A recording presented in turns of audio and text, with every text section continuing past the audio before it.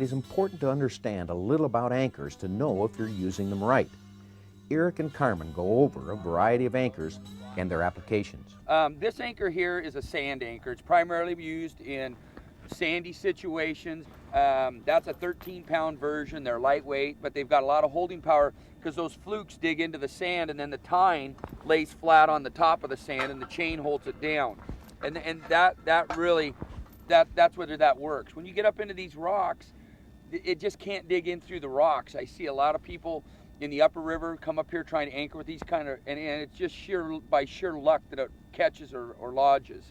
What you really need up in the upper water where you have a rock bottom like this or bigger rocks is what they call a rocking chair anchor. This anchor right here is probably the most popular kind. They make this in, this would be a two-tine, what we call a two-tine. They make one with a third tine or even sometimes 4 tines. This particular anchor right here with 2 is probably take care of 95% of your anchoring situations. How about now we got a big monster over here now?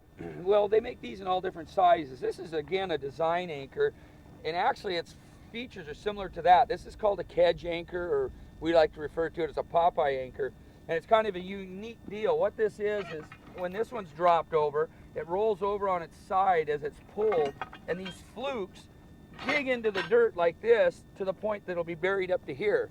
And the application you'd use this in is in shallow, fast water with a gravel bottom. This is a perfect bottom where this anchor here might have trouble getting something to hold on to hook up. This big fluke digs into the bottom and really holds a boat. I mean, this has got a ton of holding strength. We've got a little specialty item here. Now, what's the hoop for? Okay, this is a deal that we use down in the lower river. There's tons of pile dikes, and in the springtime, we go down there and we'll fish right behind the pile dikes. We'll pull up the pile dike, and again, we're trying to find a spot where the fish are running. And this thing here allows you just to throw your piling ring right over the piling and hang on. You don't have to drop an anchor or anything, and then you just tie up to your pile ring and put a float on the end of your line, and when you hook a fish, you just drift out with it, let the float go, come back, pick it up. And then there's crossbars on most of those pile dikes, and we just lift this right back off of there, and it just works slick as could be. It is the rocking chair anchor that Eric recommends for use in a big river. The weight of the anchor depends upon the size of your boat, and the general rules are as follows. But keep in mind that both Eric and Carmen believe the bigger, the better. Recommended for a 17-foot boat or smaller is the 25-pound anchor. For an 18 to 20-foot boat, a 30-pound anchor should be enough. And for a 21 to 24-foot boat, they suggest the 40-pound anchor.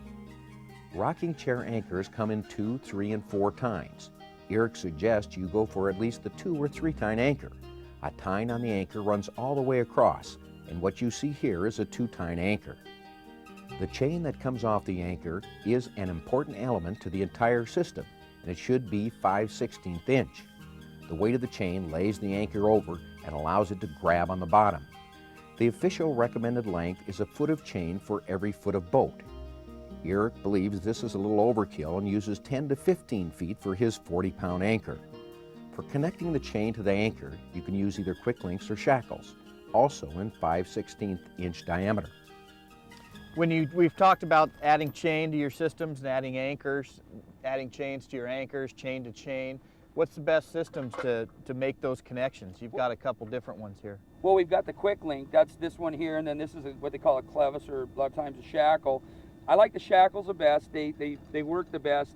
I just use this to connect the bottom of the chain, this 5/16.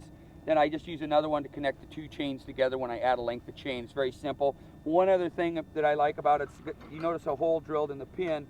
You can actually take a piece of wire, twist it on there, and keep that pin from coming out. It's just kind of a little added safety feature that I like. One other deal that we've got is that the threads, a lot of times from banging around in the rocks and banging around, the threads and this nut get knurled up, and these become really hard to get off, and that's another reason that I really like clevises a little better. Now, the nice thing about this anchor is that if you ever get into a situation in the river where the anchor were to hang up and it wouldn't release, you couldn't get it loose, it's wedged under a big rock or something here. As you're pulling it with your anchor puller, this will pull and this will actually break away, and then this anchor will pull from the bottom, and you'll get your anchor back. It'll pull. It'll release out of there. Yeah, and it's really a slick feature. I mean, that's really the beauty of that anchor.